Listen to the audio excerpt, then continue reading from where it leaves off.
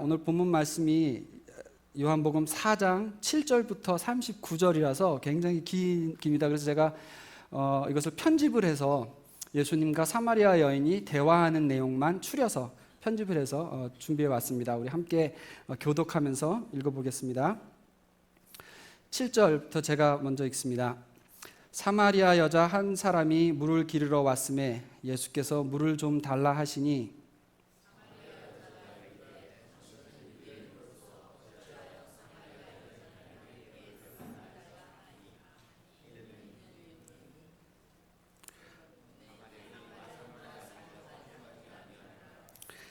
예수께서 대답하여 이르시되 네가 만일 하나님의 선물과 또 내게 물 좀 달라고 하는 이가 누구인 줄 알았더라면 내가 그에게 구하였을 것이요 그가 생수를 내게 주었으리라.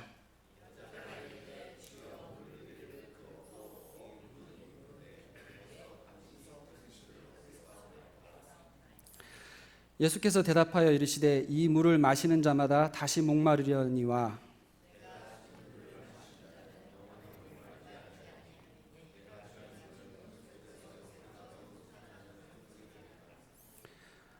여자가 이르되 주여 그런 물을 내게 주사 목마르지도 않고 또 여기 물 기르러 오지도 않게 하옵소서. 여자가 대답하여 이르되 나는 남편이 없나이다. 예수께서 이르시되 네가 남편이 없다 하는 말이 옳도다.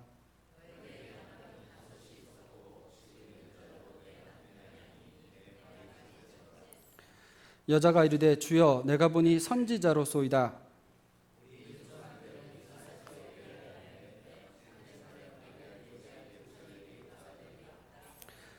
예수께서 이르시되 여자여 내 말을 믿으라. 이 산에서도 말고 예루살렘에서도 말고 너희가 아버지께 예배할 때가 이르리라.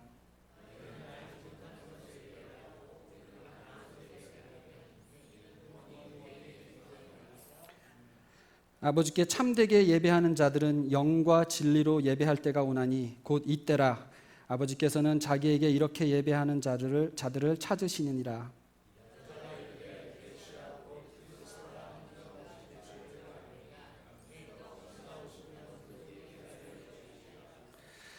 예수께서 이르시되 내가 내게 말하는 내가 그라 하시니라.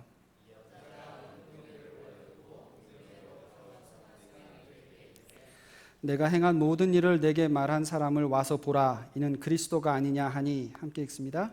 여자의 말이 내가 행한 모든 것을 그가 내게 말하였다 증언하므로 그 동네 중에 많은 사마리아인이 예수를 믿는지라. 아멘. 기도합니다. 하나님, 예배 중에 많은 은혜를 부으심을 감사를 드립니다. 오늘 예배에도 하나님께서 은혜와 사랑으로 우리에게 찾아오셔서 우리 속에 잠겨져 있던 아픔과 슬픔들을 다 치유하시는 역사가 있기를 기대합니다. 하나님, 이 예배를 통해서 주님 한 명도 남기지 않으시고 하나님의 사랑을 다시 한번 확증하게 하시고 주님께서 우리에게 원하시는 마음을 우리가 기쁨으로 받는 귀한 시간 되도록 주님 축복하여 주시옵소서. 예수님 이름으로 기도드립니다. 아멘. 일본어로 히코코모리라는 말이 있는데요. 히코코모리, 이 말이 대인기피증이 심해서 집안에서만 계속 생활을 하는 그런 은둔자들을 가리키는 말이라고 합니다. 어렸을 때 심하게 왕따를 당한 경험이 있다던가 어떤 트라우마를 겪었을 때 아니면은 성인이 된 다음에도 일자리가 없어서 무직으로 오래 지나다가 이런 우울증이 생기고 또 그게 만성이 되고 그러다가 대인기피증이 생기고 그래서 성인이 된 다음에도 자기 방에만 처박혀서 사람들하고 보지 않고 그렇게 10년, 20년씩 사는 사람들을 말합니다. 이렇게 10년, 20년씩 뭐 젊은 사람뿐만 아니라 50대 넘는 이런 사람들도 그렇게 살고 있는 사람들이 일본 전체에 약 100만 명이 된다고 추정을 합니다. 이런 증상이 사실 이 정도 심하진 않을지 몰라도 현대 사회에 보면은 일본뿐만이 아니라 어디서든지 다 볼 수 있는 이야기입니다. 우리가 보통 잠수 탄다는 말 하잖아요. 그러니까 아무도 만나기 싫은 그런 시기를 누구나 다 경험을 해봤는데 예전과 달리 요즘에는 전화나 컴퓨터 같은 것만 있으면은 정말 사람을 안 보고도 큰 불편함 없이 살 수 있는 시대이다 보니까는 이렇게 그리고 고립되어 있는 시간이 굉장히 길어지고 그러면서 점점 상태가 악화되는 경우가 더 많이 일어나는 것 같습니다. 현대 사회는 이렇게 육신의 병 못지않게 마음의 병이 큰 장애를 주는 것을 우리가 쉽게 접하게 됩니다. 오늘 말씀이 예수님께서 우물가에서 사마리아 여인을 만나시는 사건인데요. 이 여인은 복음서에서 예수님을 만났던 사람들 중에서 몇 명 안 되는, 육신은 멀쩡한데 마음의 병을 가졌던 사람입니다. 오늘은 우리가 그 지정의의 전환에 관한 시리즈 중에서 두 번째 날로서 이 여인의 이야기를 보면서 감정적 전환에 대해서 함께 말씀을 나누게 되겠습니다.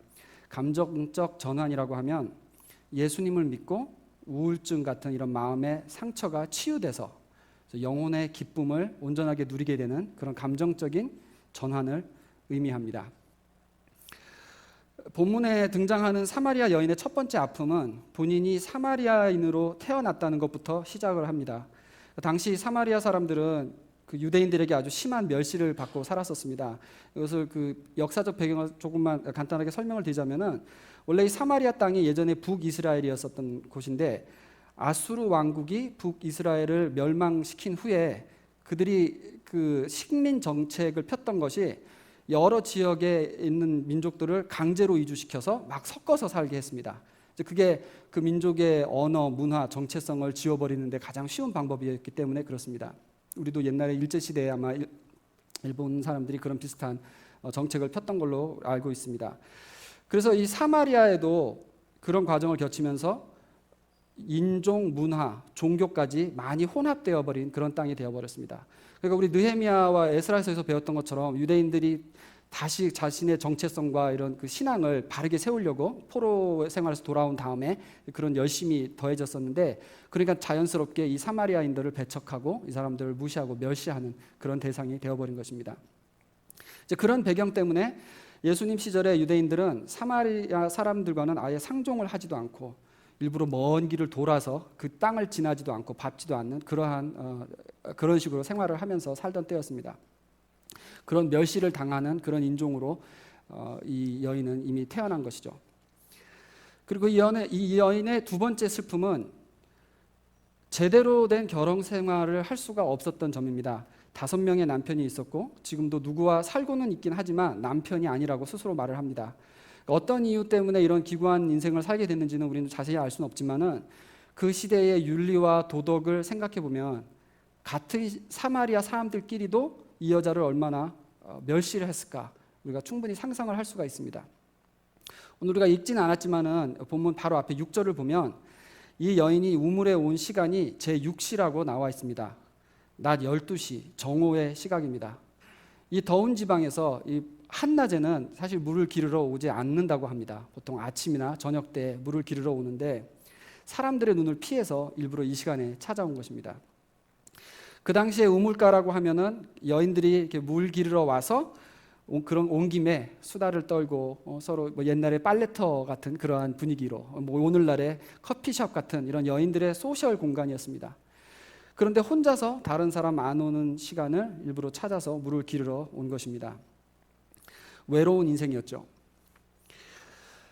근데 우리 중에도 보면은 현대인 중에 사람이 많고 친구가 많은 것 같지만은 어떤 그 사이에서 우리가 느끼는 외로움, 옛날에 어떤 아픔이 원인이 될 수도 있고 또 대인 관계에서 겪는 어려움이 문제가 될 수도 있고 또 내가 낮아 보이는 자격지심이 문제일 수도 있고 나름대로 아쉬움과 후회를 마음속에 품고 슬픈 인생을 사는 사람들이 많이 숨겨져 있습니다. 내가 그때 그렇게 안 했으면 지금 다른 인생을 살고 있을 텐데 하는 그런 후회와 상심이 마음에 쌓여서 영혼의 병이 된 경우가 많이 있습니다. 그래서 오늘 말씀, 어떻게 이런 마음의 병에서 회복이 될까? 오늘 성경이 가르치는 사마리아 여인과 예수님의 만남을 통해서 어떻게 이 여인의 아픔이 치유되었는가에 대해서 우리가 그 진리를 한번 찾아보기를 원합니다. 오늘 말씀은 오늘의 본문 그 스토리를 따라가면서 예수님을 만나고 마음이 치료되는 과정에 대해서 어떤 과정이 필요한가 4가지를 우리가 생각을 해보겠습니다. 첫째로 영혼의 생수를 이해해야 합니다. 사마리아 여인과 예수님의 대화를 살펴보면 예수님은 계속 영적인 내용을 말씀하시는데 이 여인은 계속 문자적으로 이해를 하고 있죠. 지난주에 니고데모도 사실 비슷한 문제입니다. 거듭나야 된다고 예수님께서 말씀하시니까는 어머니 뱃속에 다시 들어갔다 나와야 합니까? 이런 답답한 소리를 했었죠. 그러니까 이 여인도 예수님이 주시는 생수를 마시면 영원히 목마르지 않을 거다라고 이렇게 말씀하시니까는 그럼 내가 맨날 이렇게 물 기르러 오지 않아도 되게 좀 그 물을 달라고 이렇게 문자적으로 해석을 합니다. 그때 예수님께서 이 여인에게 제시하는 해결책이 다음과 같습니다. 13절, 14절 다시 읽어봅니다. 예수께서 대답하여 이르시되 이 물을 마시는 자마다 다시 목마르려니와 내가 주는 물을 마시는 자는 영원히 목마르지 아니하리니 내가 주는 물은 그 속에서 영생하도록 솟아나는 샘물이 되리라. 예수님이 주시는 생명의 물을 마셔야 된다고 하십니다. 그 물을 마시는 자는 영원히 목마르지 아니할 것이다. 그러니까 과거의 눌림으로 기쁨을 잃었던 이 외로운 여인에게 다시 기쁨을 회복하는 길은 먼저 그게 영혼의 문제라는 것, 이것을 인식해야 하고 그 영혼이 치료를 받아야 된다고 예수님께서 말씀을 시작하시는 겁니다. 낮 12시 그 떼약볕 아래서 예수님도 지금 한참을 걸어와서 굉장히 지친 상태 앉아서 쉬고 계시는 거고, 이 여인도 물동이를 이고 와가지고 지금 한낮에 물을 기르러 온 거니까 많이 지쳤을 상태입니다. 그때 마시는 시원한 물 한 잔이 얼마나 시원하게 우리의 갈증을 해소시킬 수 있는지 우리는 잘 압니다.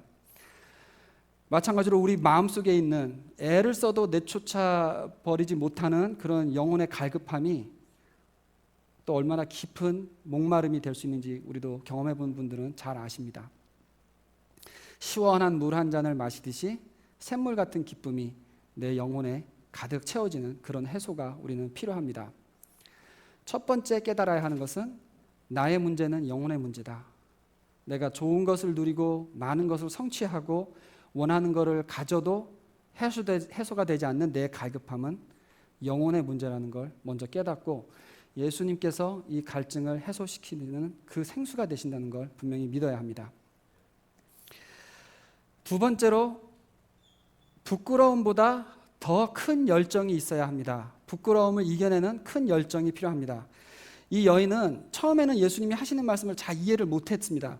그런데 이해가 안 되더라도 계속 예수님의 말씀을 들으면서 대화를 하고 깨달을 때까지 계속 다가갔습니다. 또 아주 솔직하게 대화를 나눕니다. 당시 문화 배경을 생각을 하면 유대인과 사마리아인이 이렇게 대화를 하는 것도 있을 수 없는 일이고, 이런 공공장소에서 남자와 여자가 대화를 하는 것도 있을 수 없는 그러한 문화 배경이었습니다. 그런데 그런 걸 다 넘어서서 매우 퍼서널한 그런 이야기를 이 여인은 계속 진지하게 대답을 하면서 대화를 이어갑니다. 16절에 예수님께서 너 남편을 데리고 오라라고 이렇게 말씀하시죠. 예수님께서 여인의 부끄러운 과거를 건드리실 때도 진지하게 대답하면서 피하질 않습니다. 더 놀라운 것은 예수님이 자기 과거를 다 아시는 걸 보고 이분이 선지자인가 보다라고 생각을 하는 순간에 예배를 어떻게 드리는 게 참 예배입니까? 라는 그 질문을 던집니다. 그러니까 그만큼 평소에 예배에 대한 관심을 갖고 살았다는 것입니다. 그래서 예수님께서 이 여인에게 참된 예배가 이런 것이다 라고 가르쳐 주시죠. 여기서 우리가 잠깐 생각해 볼 것이, 니고데모도 체면을 무릅쓰고 한밤중에 예수님을 찾아간 걸 보면은 자기가 쌓아온 그 지성과 지위가 중요한 걸 알고 그걸 지키고 싶은 마음이 있었지만은 그거보다 더 큰 것이 참 진리를 알고자 하는 열심이었습니다. 지금 이 여인도 지금 자기의 부끄러운 과거를 처음 보는 분이 다 들춰내는 이러한 불편한 자리에 갔지만은 그래도 이분이 대단한 분이시구나라는 걸 딱 깨닫고 평소에 가졌던 이 참된 예배에 대해서 의문을 품고 그걸 바로 그 자리에서 질문을 합니다. 그러니까 니고데모도 그렇고 이 여인도 그렇고 문제점들이 각자 있긴 했었지만 그래도 진리와 예배를 향한 그 열정이 더 컸기 때문에 피하지 않고 예수님께 더 다가가는 그런 용기가 있었던 것입니다.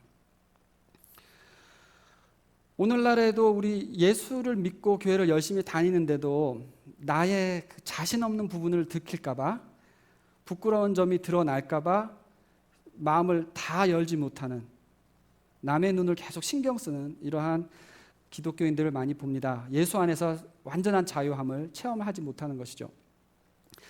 니고데모와 사마리아 여인은 예수님을 만나고 새 사람이 되었던 가장 큰 이유 중에 하나가 바로 내가 가진 걸 혹시 잃고 내가 나의 부끄러움이 들춰지는 한이 있더라도 더 중요한 것을 얻기 위해서는 나는 나가겠다, 예수님께 나가겠다라는 그런 용기가 있었습니다. 꼭 우리 모두에게 필요한 용기입니다. 상담을 하다 보면은 어떤 예민한 부분까지 딱 도달했을 때 피하시는 분이 있고, 그 다음에 내려놓고 오히려 답을 찾기 위해서 더 다가오시는 분이 있습니다. 예전에 이제 젊은 청년들을 20대 청년들을 하고 제가 많은 상담을 나눌 때 보면은 정말 어떻게 그런 일이 있을까 싶은 그런 큰 아픔들이 있어서 상담을 하다 보면 정말 같이 많이 울고 그랬던 경우가 있는데, 또 그런가 하면은 계속 감추면서 한 걸음 뒤로 물러서서 신앙생활을 하시는 분들이 또 있다는 것이죠. 니고데모와 사마리아 여인은 그 부끄러움을 넘어설 수 있었던 용기가 있었던 사람이란 것, 우리에게도 꼭 필요한 용기입니다. 세 번째로, 참된 예배를 통해서 우리는 회복을 기대할 수가 있습니다. 사마리아 여인이 이 불편해진 대화를 피하지 않고 참된 예배가 무엇인지 예수님에게로부터 직접 배우게 됩니다. 23절에 보면 아버지께 참되게 예배하는 자들은 영과 진리로 예배할 때가 오나니 곧 이때라 라고 예수님께서 말씀하십니다. 영과 진리로, 굉장히 중요한 부분이긴 한데 오늘은 다른 그 내용을 제가 말씀을 나누고 싶어서 간단하게 설명을 드리겠습니다. 영과 진리로 예배를 드리려면은 먼저 예수님을 나의 구원자로 영접을 해야 합니다. 그럴 때 진리의 영이신 성령님께서 내 속에 들어오시게 되고, 그 성령을 통해서 내가 예수님과 연합을 하게 됩니다. 예수님과 연합이 되었을 때, 이런 관계 속에 있을 때에 영과 진리로 예배를 드릴 수 있게 되는 것이죠. 먼저 영, 교회 건물, 찬양하는 내 목소리, 예배 절차 이런 것이 중요한 것이 아니고 오직 내 마음의 가장 중심에 있는 하나님과의 관계를 이루고 있는 그 나의 영, 이 영으로 예배를 드리는 것이고, 또 진리, 거짓 우상이나 세상에서 사람들이 만든 종교가 아니고 진리 대신 예수님, 성경 말씀이 증거하고 있는 참된 진리의 예수님이 우리 예배의 근거가 되어야 된다는 것입니다. 그래서 영으로, 진리로 바르게 대상을 알고 마음의 중심으로 드리면서 예배에 임할 때에 하나님을 체험하고 또 영혼의 치유를 우리가 그 속에서 기대할 수가 있는 것입니다. 실제로 많은 영적인 회복이 예배를 통해서 많이 일어나는 간증 우리가 많이 듣지 않습니까? 자, 네 번째, 마지막으로 메시아를 만난 감격, 이것이 가장 중요한 부분입니다. 메시아를 만난 감격. 세 번째까지는 감정적 전환까지 갈 수 있는 그 조건들이었다고 하자면은, 이 네 번째, 메시아를 만난 감격이 바로 그 전환을 이뤄내는 가장 중요한 요소입니다. 사마리아 여인이 예수님은 메시아구나 라는 걸 딱 깨달은 순간, 그때부터 영혼의 회복이 그 자리에서 바로 일어납니다. 25절 다시 보겠습니다. 여자가 이르되 메시아 곧 그리스도라 하는 이가 오실 줄을 내가 아노니 그가 오시면 모든 것을 우리에게 알려주시리이다. 예수께서 이르시되 너에게 말하는 내가 그라 하시니라. 먼저 이 여인의 마음속에는 이미 메시아를 간절히 기다리는 그 간절함이 있었다는 걸 엿볼 수가 있습니다. 그리스도가 오실 줄을 내가 아노니 그가 오시면 모든 것을 우리에게 알려주시리다. 이런 확신이 있었습니다. 그리고 예수님께서 바로 내가 그다라고 이렇게 내가 메시아라고 선포를 하시니까는 바로 그것을 믿음으로 받아들입니다. 그 니고데모는 정말 오랜 시간을 걸려서 갔던 그 자리를 이 여인은 단숨에 가게 되는 것입니다. 바로 그 자리에서 메시아임을 알아보는 것입니다. 28절을 봅니다. 여자가 물동이를 버려두고 동네로 들어가서 사람들에게 이르되 내가 행한 모든 일을 내게 말한 사람을 와서 보라. 이는 그리스도가 아니냐 하니 39절 봅니다. 여자의 말이 내가 행한 모든 것을 그가 내게 말하였다 증언하므로 그 동네 중에 많은 사마리아인이 예수를 믿는지라. 이 뒤에도 이어서 읽어보면 동네 사람들이 예수님께 찾아와서 더 있어달라고 청을 합니다. 그래서 예수님께서 이틀을 이 동네에 머무르면서 많은 사람들과 얘기하고, 그래서 예수님을 믿는 사람들이 많아진다고 그렇게 기록을 합니다. 교회 사회에 있어서도 매우 중요한 사건이죠. 이방인들이 처음 구원을 받게 되는 이 귀한 일이 바로 이 사마리아 여인, 이 사람을 통해서 이루어진 것입니다. 그러니까 이 사마리아 여인이 여태까지는 자기가 부끄러워서 피해 다녔던, 나를 멸시하고 무시했던 이 사람들을 직접 찾아가서, 자기 동네 사람들을 찾아가서 메시아를 만났다고 열심히 증거를 하게 되는데, 그럴 수 있던 것은 바로 메시아를 만난 기쁨이 그 무엇보다도 크고 중요했기 때문에 가능한 것이었습니다. 마을 사람들이 이제 나를 어떻게 보든 상관없다, 나는 메시아를 만났고 그 기쁨을 알려야 되겠다는 그 기쁨이 더 컸기 때문에 이 사람들을 또 찾아 나선 것입니다. 제가 신학교 때에 미국인 전도사님들을 보면서 여러 번 크게 놀란 적이 있는데요. 너무 퍼스널한 경우라서 제가 이제 그냥 이름을 다 말씀은 안 드리고, 예를 들어서 A라는 전도사님이 계셨는데, 저는 그분 처음 봤었을 때 저희 홈룸이라서 자주 봤어요. 근데 얼굴이 너무 천사같이 순하시고 아주 지적인 인상을 또 이렇게 같이 품고 있었습니다. 저는 그분을 보면서 말하는 것도 그렇고 행동하는 것도 그렇고 보면 아주 굉장히 부유한 이런 백인 가정에서 잘 모태신앙으로 커가지고, 그래서 이제 때가 돼서 신학교가 왔나 보다, 너무 인텔이다, 이제 그런 생각을 하고 있었거든요. 근데 어느 날 간증을 하는데 제가 너무 놀랐습니다. 어렸을 때부터 가정에 아주 문제가 많았어요. 가정 폭력이 심해서 아버지가 가족들을 맨날 때리고 하는 것을 보면서 어렸을 때부터 컸고, 그래서 그런 어두운 가정 때문에 본인이 반항심이 생겨서 아주 청소년기에 막 너무 문제아로 반항심을 품고 그러고 살았더라고요. 뭐 술, 마약, 또 굉장히 문란한 그런 성생활을 고등학교 때부터 막 그러면서 일부러 그러고, 또 그래서 고등학교를 중퇴를 했어요. 다 나오지도 못하고 그랬는데 어느 날 친구 따라서 교회를 찾아가게 됐다가 거기서 예수님을 만나게 된 겁니다.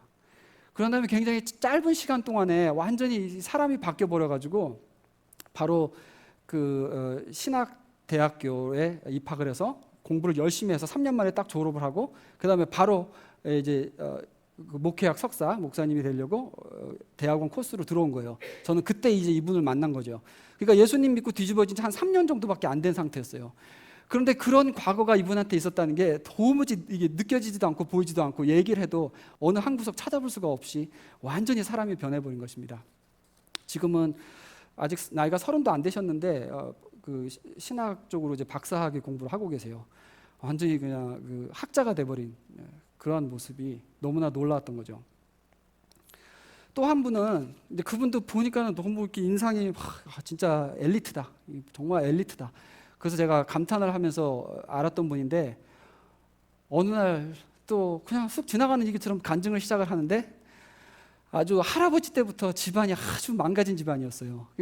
어머니가 알코올 중독자였어요. 그러니까 자기 낳고 키우고 하는 모든 관 중에 어머니가 알코올 중독자였는데, 또 그렇게 된 사연을 들어보니까는 할아버지한테 이 어머니가 어렸을 때부터 그 성적인 폭행을 당하면서 그러고 컸던 거예요. 그러니까 그 어머니는 아직도 회복이 안 돼서 그렇게 힘들어하시고 그런 환경에서 자라신 분인데, 이분은 그런 그 얼굴에 그늘이 아무것도 안 보이고 너무나 반듯한 이런 크리스찬으로 살고 있었던 것입니다. 저는 그래서 솔직히 신학교 가서 이런 분들을 너무 많이 봐가지고 굉장히 충격이 컸어요. 이게 말로만 듣던 정말 복음의 능력이, 내가 교회에서 오래 다니고 또 신앙 간증들도 많이 들었는데 이게 정말 대단하구나 하는 게 신학교 가서 다시 한번 그때 제가 놀란 것이죠. 근데 그럴 수 있었던 이유가, 이런 분들은 자기 가족의 부끄러움과 자신의 과거를 아무런 수치심을 없이, 부끄러움 없이 자신 있게 나눕니다. 근데 그럴 수 있는 이유가, 내 집안이 아무리 엉망이고 내가 전에 아무리 추한 그런 인생을 살았다 할지라도 그런 나를 예수님이 만나 주셨으니 더 기쁜 거 아니냐, 그런 나를 하나님이 하는데 사용하라고 불러주셨으니 이거는 자랑할 게 아니겠냐, 이렇게 완전한 그 마음의 전환이 일어난 것입니다. 나를 구원하시고 불러주신 기쁨이 내 수치심보다 훨씬 큰 거고, 그래서 내 수치심을 다 씻어내어 준 그러한 상태까지 간 것입니다. 그래서 저는 그거 보면서 정말 이것은 복음의 능력일 수밖에 없다. 뭐 심리학에서 말하고 사회학에서 말하는 어렸을 때 겪었던 어려움이 나중에 어른 돼서 다른 모양으로 나타난다, 이런 연구 결과를 다 뒤집는 그러한 능력인 것이죠. 근데 제가 또 깨달은 것은 보편적으로, 뭐 다 그런 건 아니지만 보편적으로 동양인들은 예수를 믿어도 그런 완전한 변화가 쉽게 일어나지가 않습니다. 이게 제 생각만 그런 게 아니라 그래서 그런 거에 관한 연구 결과들이 책들이 많이 이제 나옵니다. 거기에 대해서. 그래서 저는 사실 미국 사람들은 통성기도도 안 하고 막 우리처럼 막 새벽기도, 철야기도 이런 것도 안 하고 뭐 주여 성창 막 이런 것도 안 하고 그러니까는 좀 이렇게 신앙생활이 좀 뭐 맥이 없다 그럴까? 좀 정말 뜨겁게 믿는 거 맞나? 이런 의심이 들지만은 그래도 이분들의 신앙을 정말 존중하는 이유가 그런 거 없어도 평신도들 사이에서도 이 조용하지만 변화된 증거가 더 분명하기 때문에 그렇습니다. 그렇다면 왜 다른 많은 사람들은 예수를 만나고도 완전한 회복을 체험하는 것이 어려운가? 특히 동양인들한테는 왜 그게 더 어려운가? 이에 관한 그 글들을 읽어보면 자존심과 수치심이 동양인들 사이에서는 너무 중요한 자아로 작용을 하고 있기 때문이라고 말을 합니다. 예수를 만난 기쁨이 아직도 내 자존심과 부끄러움을 떨쳐버릴 만큼 크지가 않은 것이 문제라는 것이죠. 기쁨이 너무 작든지 자존심이 너무 세든지 그게 이겨서 이거를 완전히 회복을 하고 이겨서 씻어버려야 되는데 거기까지 가지 못하는 것입니다. 사람들이 자기를 볼 때 우리 동양인, 뭐 한국인 크리스찬들은 이런 평가를 해주기를 원합니다. 저 사람은 참 신앙이 좋아서 또 원래부터 좀 인재였어서 또 집안이 원래 좋았던 사람이라서 하나님이 저 사람을 선택하시고 저렇게 축복하시고 크게 사용하시는구나, 이런 평가를 받기를 원합니다. 반대로 야, 저 사람은 완전 바닥 인생이었는데 예수 믿고 변했네, 이런 평가는 그렇게 별로 원하지 않아요. 바꿔 말하면 나는 원래도 잘났는데 예수 믿고 더 잘났다, 이런 평가를 원한다는 것이죠. 근데 진짜 복음의 능력은 뭡니까? 정말 바닥 인생이 뒤집어지는 모습, 그게 정말 복음의 능력인 것이죠. 예수를 믿고 은혜를 사모하고 하면서도 그 내 집안, 나의 과거 이런 것에 대한 부끄러움을 다 내려놓지 못하는 것입니다. 그걸 다 맡기지 못하는 것이죠.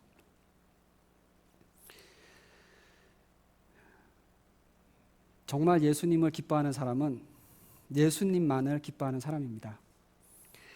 아무것도 내 자랑할 게 없는 사람, 자랑하고 싶지도 않은 사람, 예수님만 자랑하고 싶은 그런 사람이 되는 것입니다. 그럴 때 예수님이 나에게 완전한 기쁨이 되시고 내 영혼이 치료받게 됩니다. 여러분, 우리 지금 한번 분명하게 확인해 보시기 바랍니다. 예수 그리스도를 내 영혼의 구원자로 만났다는 것이 얼마나 큰 기쁨이 됩니까? 그 기쁨이 아직도 여러분 속에 살아 있습니까?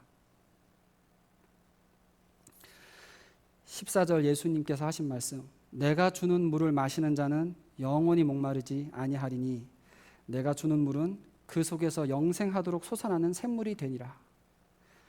정말 우리가 예수님을 구원자로 만났다면 이 생수를 함께 얻은 것입니다. 이 생수는 영원한 생명이 되는 것이고 완전한 만족을 우리에게 주는 그런 영혼의 기쁨인 것입니다.